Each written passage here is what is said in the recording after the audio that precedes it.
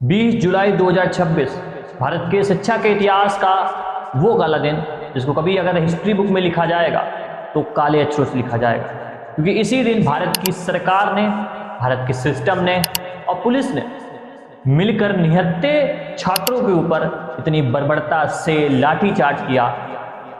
किसी के हाथ टूटे, किसी के पैर टूटे, किसी का सर खुला, कोई तो दोबारा उठ ही नहीं पाया। मतलब ये सब देखने के बाद ऐसा लगा कि क्या अंग्रेज हमारे साथ इतना भी बुरा नहीं करते थे।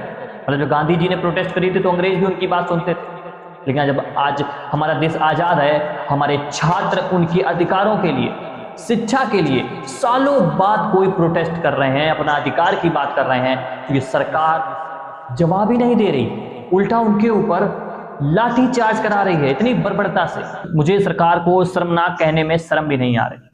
मतलब मुझे इतनी उम्मीद थी सरकार से कि सरकार स्टूडेंट के हक को सुनेगी, कि सरकार इसीलिए आई थी कि हम लोगों को लोगों के अधिकार दिलाएंगे। बोल के, इतना ज्यादा बोल के सरकार आई थी। माननीय मोदी जी ने अपने इलेक्शन से पहले इतना ज्यादा बोला था कि सबसे ज्यादा बोलने वाले पीएम थे ये, लेकिन आज नरेंद्र मोदी चुप हैं। क्यों चुप हैं किसी को नहीं पता।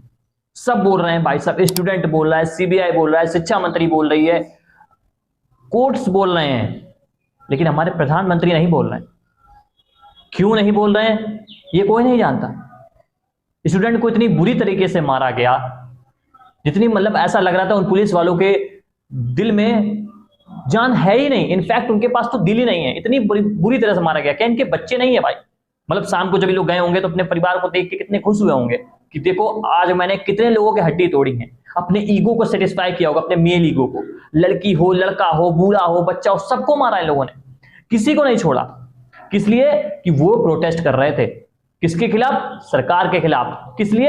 अपने अधिकारियों के लिए, शिक्षा पाने के लिए, शिक्षा का अधिकार पाने के लिए। तो हमने क्या किया? हमने लाठीचार्ज कर दिया। किसके कहने पे? सरकार के कहने पे। सही है भाई। मतलब क्या बोलूं भाई साहब, मैं सरकार को, इस सिस्टम को, मैं देश के खिलाफ नहीं हूं, मैं इस सिस्टम के खिलाफ हूं जो सिस्टम ने किया है भाई। इतना गंदा काम किया उन लड़कों पर जो निहत्थे थे, उनके ऊपर इतनी बुरी तरह से लाठीचार्ज कराया गया भाई साहब। विजुअल्स देख के मेरे, मतलब मैं वहां प्रोटेस्ट में गया नहीं था, तब भी मैं प्रोटेस्ट में नहीं गया था, लेकिन विजुअल्स देख के मेरे भाई साहब रूह कांप गई, रोंगटे खड़े हो गए देखने के बाद। अभिजीत दीपके, जितने लोग अभिजीत दीपके की बात सुन के गए थे, मैं उनको कहूंगा सबके सब पागल थे भाई। अभिजीत दीपके से बड़ा फ्रॉड साला कोई है ही नहीं। मतलब जितने भी लोग सीजीपी की बड़ी बड़ी कर रहे थे, सीजीपी का प्रोटेस्ट सबसे आगे थे, कल वो कोई नजर नहीं आया भाई। अभिजीत दीपके ट्रक के अंदर घुसे हुए थे, विजेता दहिया बर्गर खा रहे थे, वो सौरभ दास जेपी नड्डा के साथ एसी रूम में बैठा हुआ बंदा। आज इससे पहले नहीं जा पाया ये बंदा, इससे पहले नहीं गया कि देखो हमारी ये शर्तें हैं, हमारा ये, हमारा वो है। सोनम वांगचुक सर तो हॉस्पिटल पहुंचा दिया गया, चलो अच्छी बात है। मतलब जो भी लोग सीजीपी के अगर मान के गए ना, जो भी अभिजीत दीपके को मान के गए, मैं उनको बोलूंगा आपसे बड़ा पागल इंसान कोई है ही नहीं भाई, कोई नहीं आपसे बड़ा पागल। मतलब जो इंसान खुद प्रोटेस्ट में शामिल नहीं हो रहा है, लड़कों को, छात्रों को डंडे खिला रहा है भाई साहब।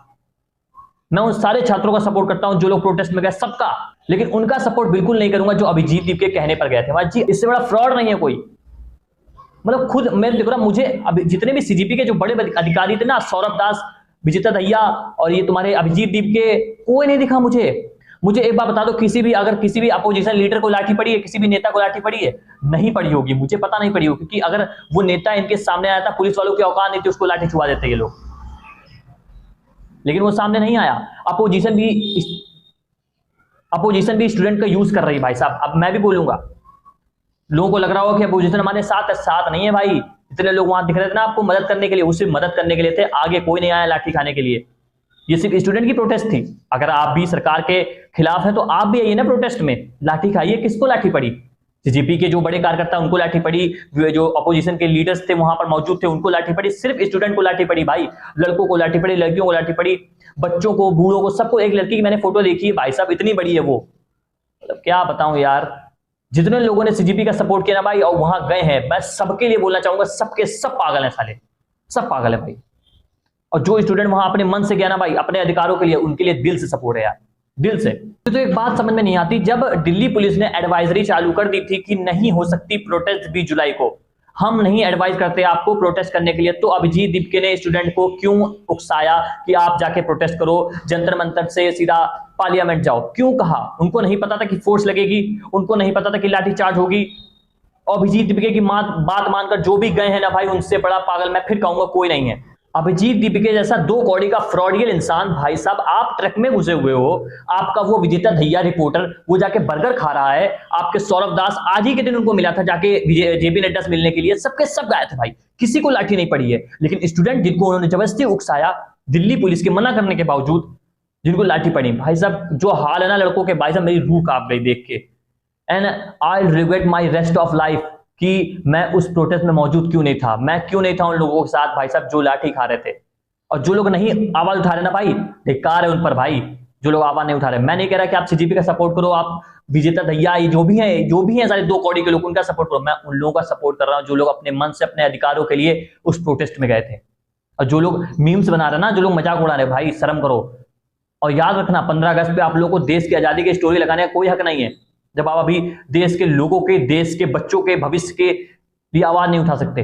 कोई हक नहीं है आपको स्टोरी लगाने का कि 15 अगस्त पे स्टोरी लगाएंगे कि हमारा देश आजाद हुआ था, कितनी बड़ी बात है। आज आप देश के लोगों के लिए आवाज नहीं उठा पा रहे हो, धिक्कार है तुम्हारे जीवन पर भाई, कि आप एक इंसान के प्रेम में आकर उसमें इतने अंधे हो गए हो कि आपको उसकी गलती नजर ही नहीं आ रही है।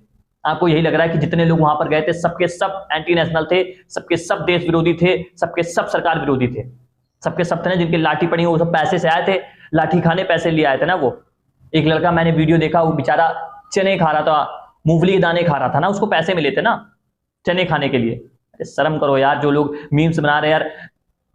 किसी बड़े बूढ़े ने कहा है कि अगर आप किसी का साथ नहीं दे सकते, तन से नहीं दे सकते, मन से नहीं दे सकते, तो उसके खिलाफ मत बोलिए। अब बोल भी नहीं सकते तो शांत रहिए, एटलीस्ट कुछ मत बोलिए, न्यूट्रल रहिए। लेकिन नहीं, लोगों को मीम्स बनाने हैं भाई साहब। एक तो तुम गए नहीं, ऊपर से तुम मीम्स बना रहे हो, शर्म आनी चाहिए तुम्हें। तुम अपने ऊपर स्टूडेंट कहने का, अगर तुम स्टूडेंट हो ऐसी बातें कर रहे हो, मतलब एक सरकार के इतने तुम अंधे हो गए प्यार में कि तुमको सही गलत का अंतर ही नजर नहीं आ रहा है। मोदी जी चुप क्यों है, मुझे समझ में नहीं आ रहा भाई। मोदी जी की क्या मजबूरी है, क्या मजबूरी है मोदी जी की? सब बोल रहे हैं, सीबीआई बोल रही है, कोर्ट बोल रही है, बच्चे बोल रहे हैं, लोग बोल रहे हैं, लेकिन मोदी जी नहीं बोल रहे। ना पेपर लीक के ऊपर बोल रहे हैं, ना प्रोटेस्ट के ऊपर बोल रहे हैं। क्यों नहीं बोल रहे हैं सर, क्यों नहीं बोल रहे हैं? कल एक छोटी सी बात थी, जाके किसी ऑफिशियल को सोनम वांगचुक जी के पास भेज देते, बात हो जाती, शर्तें मत मानते आप, खाली इनको एक सांत्वना दे देते, प्रोटेस्ट रुक जाती, नहीं होती लाठीचार्ज, नहीं मारे जाते बच्चे। लेकिन क्यों नहीं बोल रहे मोदी जी? आज से 10-12 साल पहले तो मनमोहन को ये लोग मूक मोहन बोलते थे, आज मोदी जी क्यों नहीं बोल रहे हैं? मुझे समझ में नहीं आ रहा भाई साहब। मैं मोदी जी को अपना फेवरेट पॉलिटिकल लीडर मानता था, फेवरेट पॉलिटिशियन मानता था, लेकिन आज इन्होंने भी साबित कर दिया भाई साहब पॉलिटिक्स बहुत खराब चीज है।